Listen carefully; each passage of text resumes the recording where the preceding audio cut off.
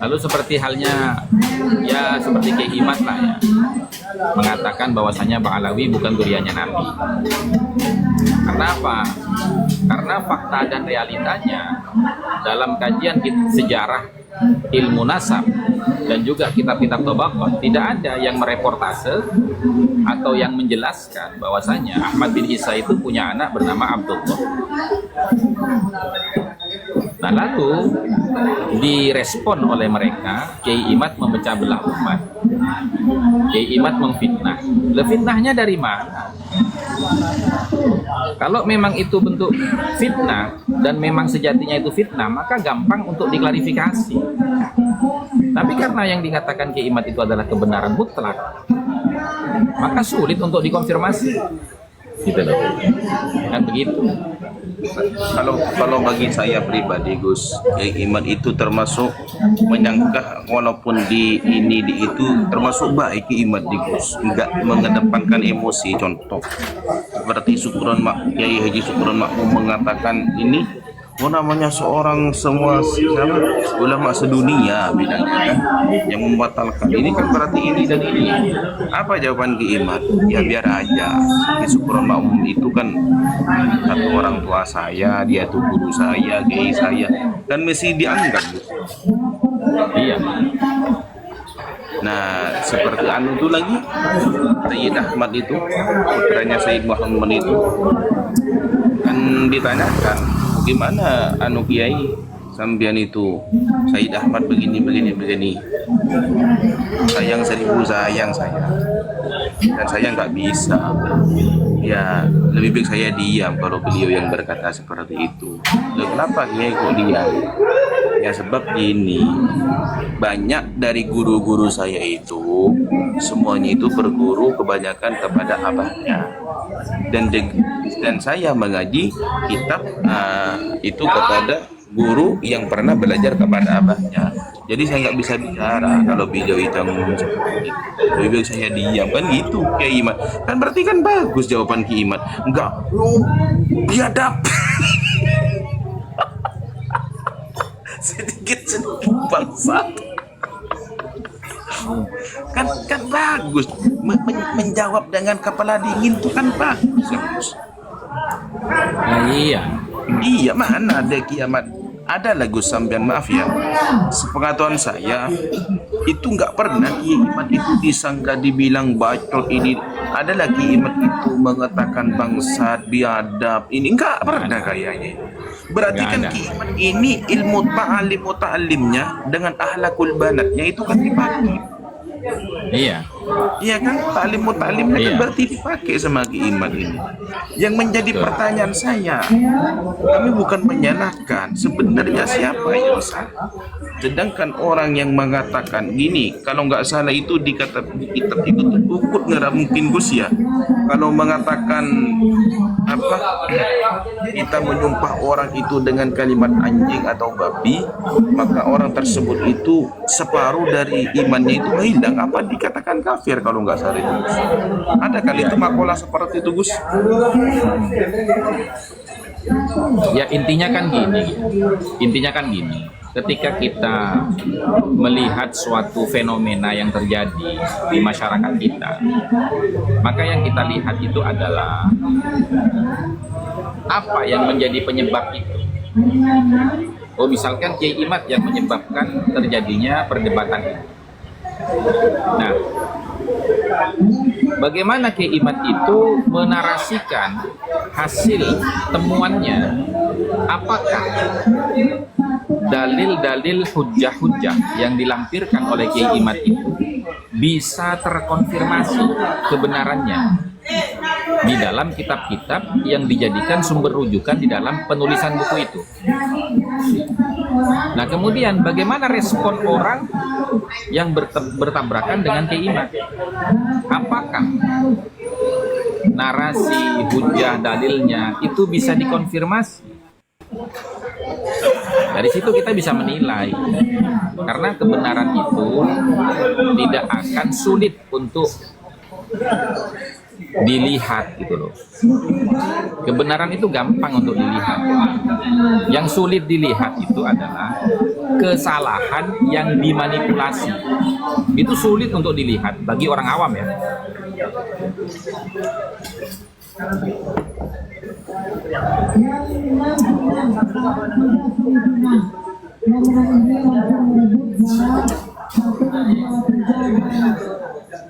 Ya buktinya kan begini ya, beberapa hari ini itu kan banyak orang-orang yang mengomentari video saya. Nah ketika saya datangi VT-nya, saya bilang gini aja Ustaz, ya sampean datang ke room saya, mari kita berdiskusi. Apakah yang sampean pertanyakan, yang sampean narasikan dengan penggiringan opini yang sampean lakukan terhadap saya itu terbukti atau tidak? Fakta dan realitanya sampai detik ini nggak ada satupun dari mereka yang berani ke sini, termasuk fakta itu. Kenapa? Ya saya gini, saya tidak pernah menghina ulama manapun. Kemudian Kifata itu menuduh saya dalam videonya, saya katanya menghinakan Syekh Ali Jum'ah dengan mengatakan King hanya Raja Surbenah. Padahal saya tidak pernah mengatakan kalimat itu kepada Syekh Ali Jum'ah. Justru saya mengatakan kalimat itu kepada Kifata. Dari dulu itu saya mengatakan King karo Odi Raja Surbenah. Itu saya arahnya ke Kifata itu, bukan ke Syekh Ali Jum'ah. Dan dia memfitnah saya seakan-akan kalimat itu saya arahkan ke Syekh Ali Jum'ah. Tak suruh ke sini sama saya. Coba buktikan. Jadi saya tidak sukanya dengan mereka itu begini.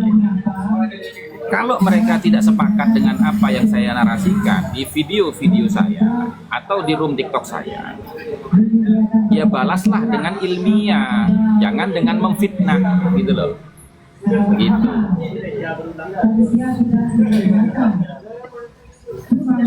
Jangankan saya sendiri, ya, teman-teman saya ya, kalau yang naik ke sini itu narasinya berlebih-lebihan, saya selalu tegur dia. Jangan berlebih-lebihan. Karena berbeda pendapat itu boleh. Yang tidak boleh itu merendahkan, menghina, dan menghilangkan hormat takzim kita kepada orang-orang yang berilmu. Itu sering saya sampaikan. Didasari dengan makalah yang termaktub di dalam kitab Ta'lim Muta'allim. Al-hurmatu khairum minat ta'ah.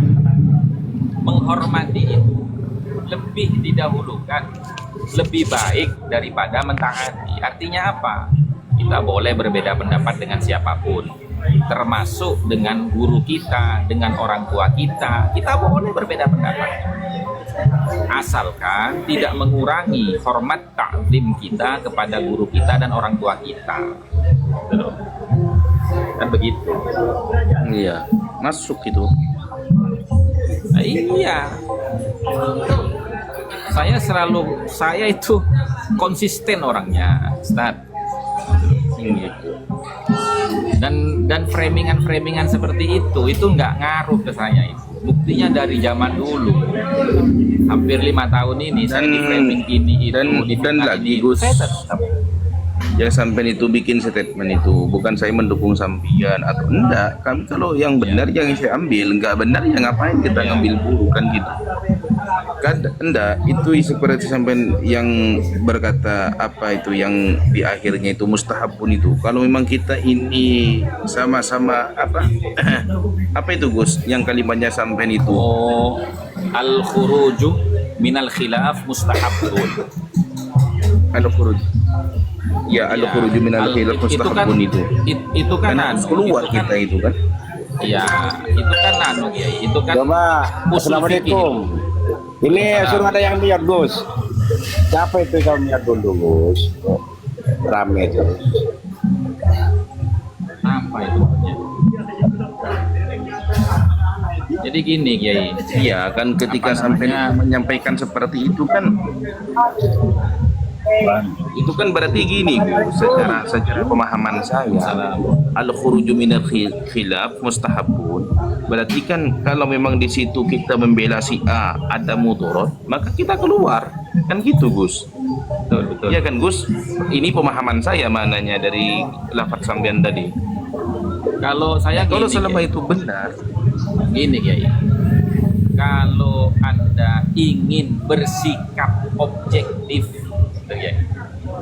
Bersikap objektif, maka sampean jangan membela Kiai Imad secara personal dan jangan membela Ba'alawi secara personal.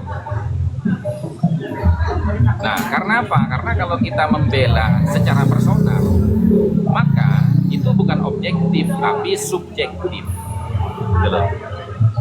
Nah, supaya kita bisa tetap objektif, ya dalilnya adalah al-khuruju minal khilaf mustahabun. Kita keluar dari perbedaan pendapat antara Kiai Imad dengan Ba'alawi. Gitu. Supaya kita bisa menilai mana nih yang lebih realistis, yang lebih kuat hujjah, dalil dan argumentasinya.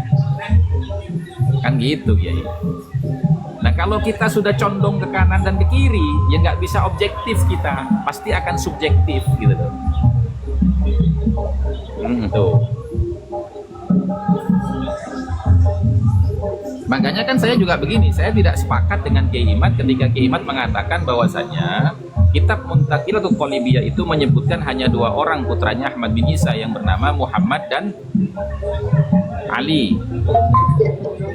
Padahal saya baca di kitab itu, faham saya nih, itu menyebutkan 3, Muhammad, Ali, Husain. Saya aja sama Kiai Imad berbeda pendapat gitu. nah itu padahal satu golongan anggap seperti itu. Nah, iya. Kan iya kan wajar aja kita, Gus. Udah wajar. Wajar. Wajar.